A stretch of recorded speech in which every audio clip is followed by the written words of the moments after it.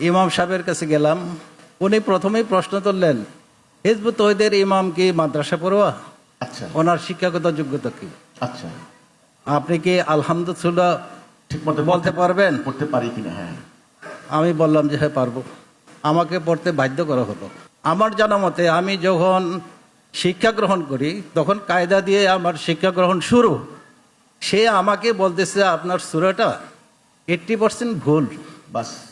তো এই ধরনের সমস্যা আমাদের ফিল করতে হয়। তবে বৃহত্তর দিন প্রতিষ্ঠার স্বার্থে আমরা আপনি যা বলবেন তাই মানব।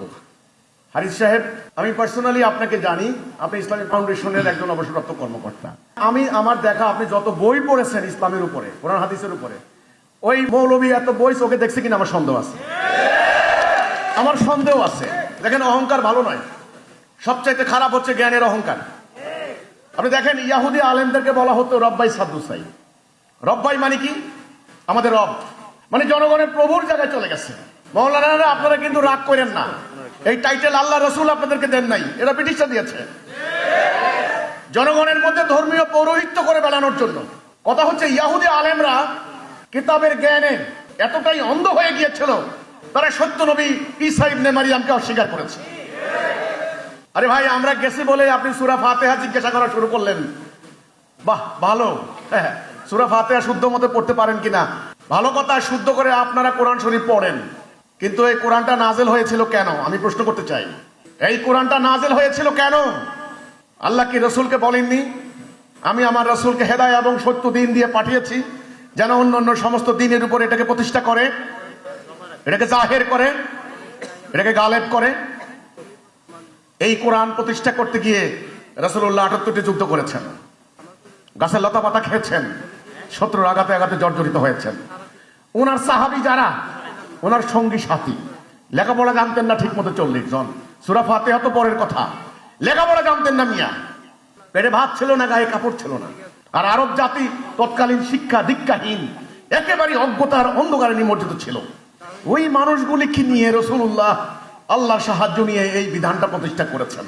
আপনারা এই দায়িত্ব পালন করা বাদ দিয়ে গত কয়েক শতাব্দী ধরে আপনারা ব্রিটিশের আইন, মানুষের আইনের আন্ডারে বাস করে জনগণের চাঁদার দাম ভিক্ষার উপরে সংসার চালিয়ে ধর্ম ব্যবসা করে খেয়ে আপনারা আমাদেরকে বলেন সূরা ফাতিহা ঠিক মতো শুদ্ধ করে পড়তে পারো কিনা?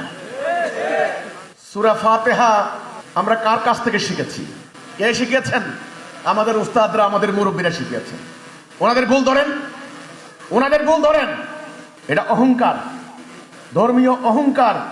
ইয়াহুদি আলেমরা যেমন অহংকারে এতটাই অন্ধ হয়ে গিয়েছিল, সত্য নবী ঈসা ইবনে মারিয়ামকে প্রত্যাখ্যান করেছে তারা। আজকে এরাও, আমি সবাইকে দোষ দিচ্ছি না, এরাও এই এলেমের অহংকারে এরা মাটিতে পা পড়ে না। আপনি ভাই সূরা ফাতিহা শুদ্ধ করে পড়লেন, কি পড়লেন? ইহদিনাস সিরাতাল মুস্তাকিম, আল্লাহ আমাকে সিরাতাল মুস্তাকিমে পরিচালিত করো। এই কথা বলে আপনি যতই শুদ্ধ পড়েন, আপনি পরিচালিত হচ্ছেন গায়রিল মাগদুবি আলাইহিম ওয়ালাদ-দাল্লিন। শুদ্ধ পড়ে লাভ কি? তার মানে এই নয় যে আপনি অশুদ্ধ পড়েন। না, আপনি সিরাতাল মুস্তাকিমের কথা বলে আপনার রাষ্ট্র চলে দলালার পক্ষে, তাহলে এই শুদ্ধের কি মানে আছে? এই জন্য মুহতারাম প্রশ্নকারী হারিস সাহেব, আপনি মনক্ষুণ্ণ হইয়েন না। উনি আপনার ইন্টারভিউ নিয়েছেন, সূরা ফাতিহা পড়তে পারেন কিনা। ওই ইমাম সাহেবদেরকে বলতে চাই, হাসরের দিন আল্লাহ সুবহানাহু ওয়া তাআলা আপনার ইন্টারভিউ নেবেন। সূরা ফাতিহা জিজ্ঞাসা করবেন না, মান রাব্বুকা মান দীনুকা, তোমার রবকে, তোমার দিন কি? এই উত্তর দেওয়ার জন্য আপনারা মানসিকভাবে রেডি হন।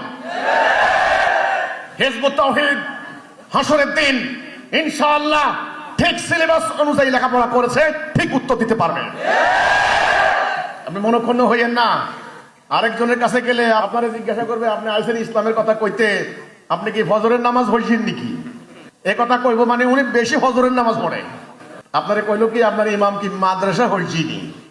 নোয়াখালীর ভাষা আর কি, মাদ্রাসা পড়েছে কিনা। ওকে, না আমি মাদ্রাসা পড়ি নাই, এটা বারবার বলা লাগবে না। এটা আল্লাহ রাব্বুল আলামিনের ফয়সালা হয়ে গেছে। না হলে আমার মতো গুনাহগার সাধারণ মানুষ, আমি কোথা থেকে এসেছি আপনারা এটা চিন্তা করতে পারবেন না। আমি বলবো অহংকার ভালো নয়, আন্ডার এস্টিমেট করেন না। দুর্ব্যবহার করেন না, সত্য বলি কিনা সেটা দেখেন, যদি অন্যায় কিছু বলি তখন প্রত্যাখ্যান করবেন। এগুলি সত্য গ্রহণ না করার অজুহাত। এই যে আমরা বলি ওদের পিছনে নামাজ পড়বেন না, কাদের পিছনে পড়বেন না, এই ধরনের অহংকারী লোকদের পিছনে নামাজ পড়বেন না। সত্য গ্রহণকারী যারা মানসিকতা আছে, বিনীত বিনয় নম্র, কারো ভুল হলে তাকে বলে দেয় ভাইজান এটা ঠিক করে নেন, এই ধরনের ভদ্র সভ্য নম্র, আল্লাহর প্রতি তাওয়াক্কুল আছে, আল্লাহর হুকুম মানার অঙ্গীকারাবদ্ধ, নীতিবান, নীতিভ্রষ্ট নয়, এমন লোকদের আনুগত্য করতে আমরা বলবো।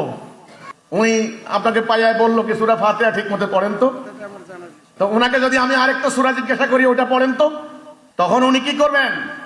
অহংকার করেন না, উচ্চারণ তত্ত্ব ইসলামের মৌলিক নয়, উচ্চারণ তত্ত্ব হচ্ছে ভাষার সৌন্দর্যের অংশ, কিন্তু আল্লাহর দ্বীন অন্য জিনিস। উচ্চারণ তত্ত্ব ভাষার সৌন্দর্যের অংশ। আরবরা আপনার থেকে খুব সুন্দর করে উচ্চারণ জানে। বহু আরব আছে নাস্তিক, আরবিতে কথা বলে। বহু আরব খ্রিস্টান আরবিতে কথা বলে। বহু আরব সুন্দর করে আরবি বলতে পারে। ইয়াহুদি, বহু ইহুদির মাথায় টুপি থাকে, এটার নাম ক্যাপ্পা, ইংরেজিতে বলে ক্যাপ। বহু ইহুদি জুব্বা পরে, বহু আরব খ্রিস্টান জুব্বা পরে, পাগড়ি পরে। এগুলি কোনো অহংকারের ব্যাপার নয়। আল্লাহর এই বিধান যারা বাস্তব জীবনে কার্যকরী করবে তারা হলো মোমেন, মুসলিম। রাসূল যখন এই প্রস্তাব দিলেন, আমি আল্লাহর রাসূল, আমার উপরে এই বিধান এসেছে, তোমরা মেনে নাও, তখন মক্কার কাফেররা বলেছিল আমাদের পূর্ববর্তীরা যেভাবে মানতো সেটাই মানবো, তোমার আল্লাহর এই বিধান মানবো না। এই জন্যেই যে সমস্ত অজ্ঞ যারা অহংকারে স্পৃত, জ্ঞানের অহংকার সবচেয়ে বড় অহংকার যারা করে, তাদেরকে আপনারা পরিহার করে চলবেন। আমাদের কথা হলো একটা, আমরা সত্য নিয়ে দাঁড়িয়েছি, এই মিথ্যার বিরুদ্ধে আমাদেরকে ধৈর্যের সাথে মোকাবেলা করতে হবে।